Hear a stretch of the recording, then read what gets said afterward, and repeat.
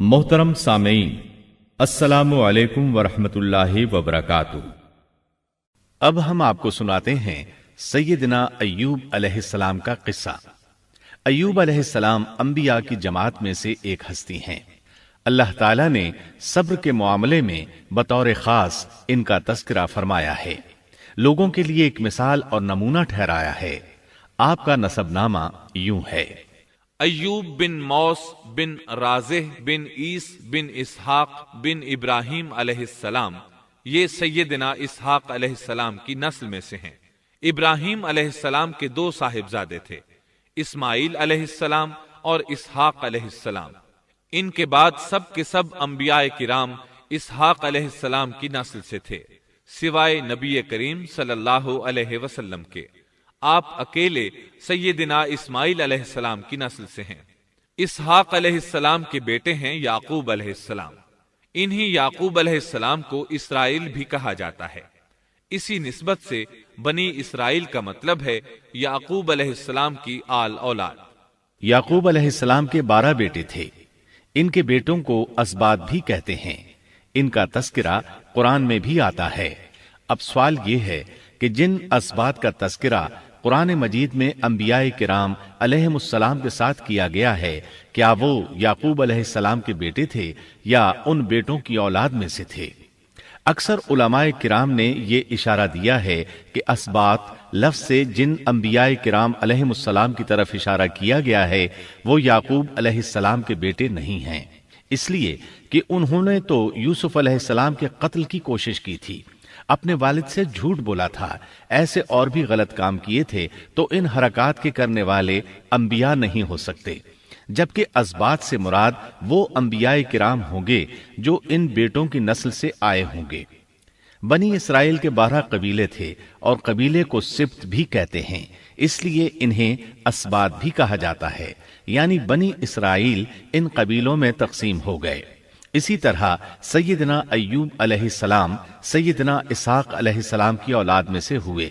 سورہ انعام آیت 84 میں اللہ فرماتے ہیں: وَمِن ذُرِّيَّتِهِ دَاوُودَ وَسُلَيْمَانَ وَأَيُّوبَ وَيُوسُفَ وَمُوسَى وَهَارُونَ،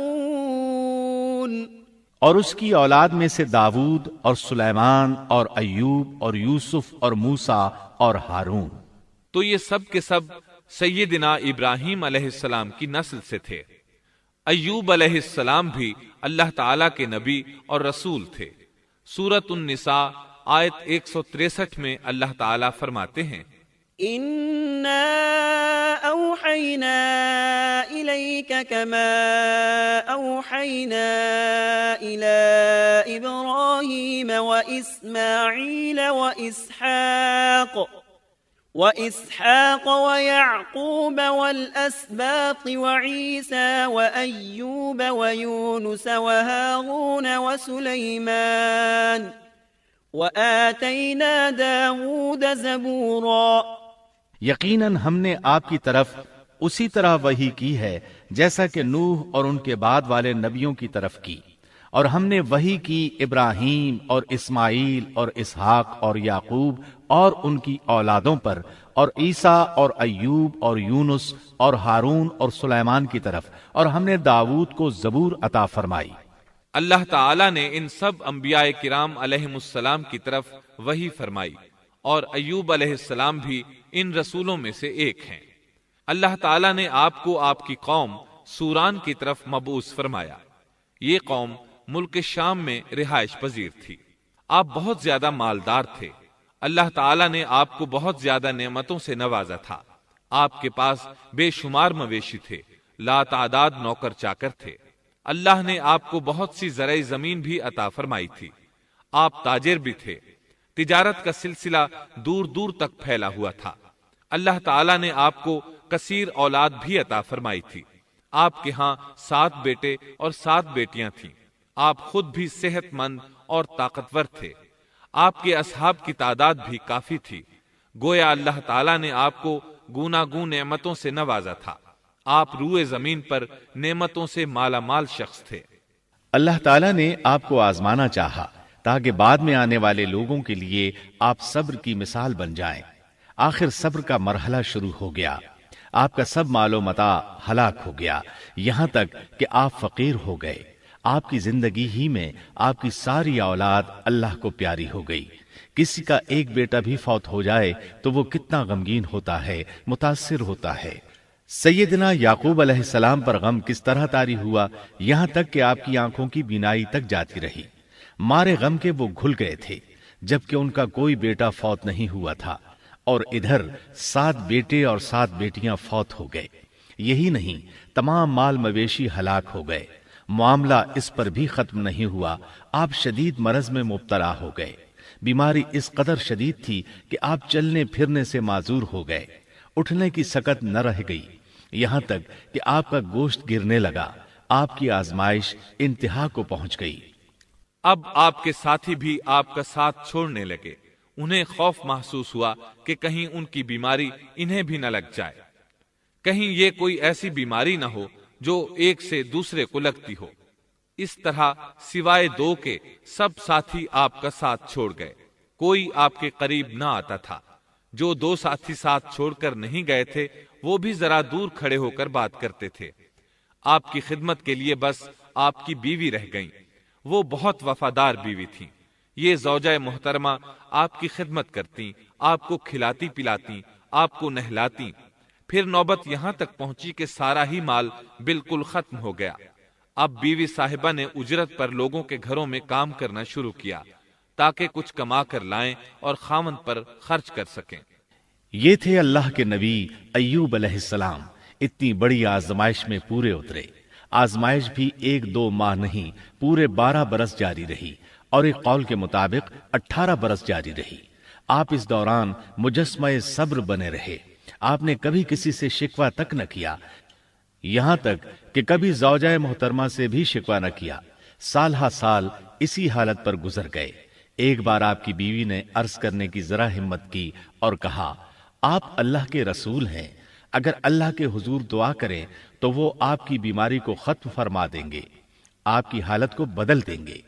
بیوی صاحبہ کے یہ کہنے کے باوجود آپ نے بیماری کے ختم ہونے کی دعا نہ کی، نہ یہ کہا یا اللہ مجھے رزق کی فراوانی عطا فرما، بس رضائے الہی پر راضی رہے، تقدیر الہی پر خوش رہے۔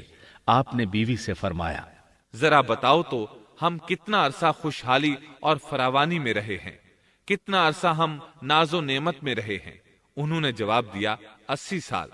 یہ سن کر آپ نے فرمایا، مجھے اللہ تعالیٰ سے دعا کرتے حیا آتی ہے، جتنا عرصہ خوشحالی میں رہا اتنا عرصہ بیماری اور تنگ دستی میں نہیں گزرا، اس لیے میں ابھی یہ دعا نہیں کروں گا کہ وہ مجھے شفا عطا کر دے یا میری اس حالت کو بدل دے، وافر رزق عطا کرے، جب تک مجھ پر 80 سال نہ گزر جائیں۔ جس طرح میں 80 سال ناز و نعمت کی بہاریں دیکھتا رہا، اسی طرح 80 سال تک میں اسی حالت پر صبر کا دامن تھامے رہوں گا، تندرستی کا سوال نہیں کروں گا۔ آپ کے اس جواب پر بیوی صاحبہ مایوس ہو گئیں، اس لیے کہ انہیں تو بیماری کے ختم ہونے کی اور اچھے دنوں کے دوبارہ آنے کی امید تھی۔ آپ کی بات سن کر وہ بولیں، تب یہ آزمائش کی گھڑی کب ختم ہوگی؟ چونکہ اس بات سے اللہ تعالیٰ کی ناشکری ہوتی تھی، اس لیے ایوب علیہ السلام ناراض ہو گئے۔ انہوں نے اللہ کے نام کی قسم کھائی کہ اگر اللہ تعالیٰ نے مجھے شفا عطا فرمائی تو میں انہیں 100 کوڑے ماروں گا۔ دوسری طرف نوبت یہاں تک پہنچی کہ لوگوں نے آپ کی بیوی صاحبہ کو کام دینے سے انکار کرنا شروع کر دیا۔ ان کا خیال تھا کہیں ان کے شوہر کی بیماری انہیں بھی نہ لگ جائے۔ وہ سمجھتے تھے کہ ایوب علیہ السلام کی بیماری چھوت کی ہے، لہٰذا یہ بیماری ان کی بیوی کے واسطے سے انہیں بھی لگ سکتی ہے۔ جب معاملہ یہاں تک پہنچ گیا تب آپ نے ایک چھوٹی سی بات کہی، اس میں بھی کوئی واضح دعا نہیں تھی، جبکہ اس وقت سے بڑھ کر دعا کے لیے کون سا وقت ہو سکتا تھا؟ آپ کی اس بات کو اللہ تعالیٰ نے قرآن مجید میں بیان فرمایا ہے۔ سورہ انبیاء آیت 83 میں ہے، وَأَيُّوبَ إِذْ نَادَى رَبَّهُ أَنِّي مَسَّنِيَ الضُّرُّ وَأَنْتَ أَرْحَمُ الرَّاحِمِينَ۔ اور ایوب کی اس حالت کو یاد کرو جبکہ اس نے اپنے پروردگار کو پکارا کہ مجھے یہ بیماری لگ گئی ہے اور تو رحم کرنے والوں سے زیادہ رحم کرنے والا ہے۔ مجھے آزمائش نے آ لیا ہے اور تو ارحم الراحمین ہے۔ مطلب یہ کہ آپ نے واضح الفاظ میں دعا نہیں فرمائی، یہ نہیں فرمایا الہی مجھے تندرستی عطا فرما، الہی مجھے رزق عطا فرما اور میری حالت ایسی ایسی ہو گئی ہے، تو رحیم و کریم ہے، بلکہ یوں کہا وَأَنْتَ أَرْحَمُ الرَّاحِمِينَ، عرض کیا میری نسبت میری حالت کو تو ہی بہتر جاننے والا ہے۔ اللہ تعالیٰ نے دوسری آیت میں آپ کی حالت کو اس طرح بیان کیا ہے۔ سورہ صاد آیت 41 میں اللہ تعالیٰ فرماتے ہیں واذكر عبدنا أيوب إذ نادى ربه أني مسني الشيطان بنصب وعذاب، اور ہمارے بندے ایوب کا بھی ذکر کر جبکہ اس نے اپنے رب کو پکارا کہ مجھے شیطان نے رنج اور دکھ پہنچایا ہے۔ گویا آپ نے اس بیماری اور مصیبت کو اللہ تعالیٰ کی طرف منسوب نہیں فرمایا، بلکہ اللہ تعالیٰ کو اس سے مبرہ و پاک ٹھہرایا اور اسے شیطان کی طرف منسوب کیا۔ یوں نہیں کہا اللہ تو نے مجھے مصیبت میں ڈال دیا، بلکہ اس کو غیر اللہ یعنی شیطان کی جانب منسوب کیا۔ حدیث میں بھی اسی طرح آتا ہے والشر ليس إليك، برائی تیری طرف سے نہیں ہے۔ آپ نے اپنی حالت کو بھی ایسے ہی پیش کیا اور یوں عرض کیا أني مسني الضر وأنت أرحم الراحمين، اللہ تعالیٰ نے آپ کی التجا کو اسی لمحے شرف قبولیت سے نوازا۔ کتنے ہی موقع ایسے آئے تھے کہ اس سے قبل بھی آپ دعا کر سکتے تھے اور وہ قبول ہو جاتی، لیکن آپ نے صبر کا دامن تھامے رکھا۔ اسی لیے مدتوں سے ضرب المثل چلی آ رہی ہے صبر ایوب۔ جب آپ نے اپنے پروردگار سے اس انداز میں دعا مانگی تو اللہ تعالیٰ نے ان سے آزمائش ختم کر دی۔ اللہ تعالیٰ سورہ صاد آیت 42 میں فرماتے ہیں اركض برجلك هذا مغتسل بارد وشراب، اپنا پاؤں مارو، یہ نہانے اور پینے کے لیے ٹھنڈا پانی ہے۔ جب انہوں نے پاؤں زمین پر مارا تو پانی کا چشمہ جاری ہو گیا۔ علماء کرام کہتے ہیں جب انہوں نے اس پانی سے غسل کیا تو جسم کے بیرونی حصے سے بیماری ختم ہو گئی، اور جو ہی پانی پیا جسم کے اندرونی حصے کی بیماری ختم ہو گئی، اور یہ اللہ عز و جل کا عظیم احسان ہے۔ پھر سے بالکل تندرست بن گئے، ان کی صحت و توانائی لوٹ آئی، ایسے صحت مند ہو گئے جیسے پہلے کبھی ہوا کرتے تھے۔ ان کی زوجہ محترمہ باہر سے گھر آئیں تو بالکل نہ پہچان سکیں۔ ان سے پوچھنے لگیں کیا آپ نے اللہ کے نبی میرے خاوند یعنی مرض میں مبتلا شخص کو دیکھا ہے؟ اللہ کی قسم جب میرے خاوند صحت مند تھے تو بالکل آپ جیسے تھے، میں نے آپ سے بڑھ کر ان سے ملتا جلتا آدمی آج تک نہیں دیکھا۔ اس پر ایوب علیہ السلام بولے کیا تم نے مجھے پہچانا نہیں؟ انہوں نے حیران ہو کر پوچھا آپ کون ہیں؟ تب وہ بولے میں ایوب ہوں۔ وہ بولیں سبحان اللہ، اس کا مطلب ہے بیماری ختم ہو گئی، اللہ تعالیٰ کا احسان ہو گیا۔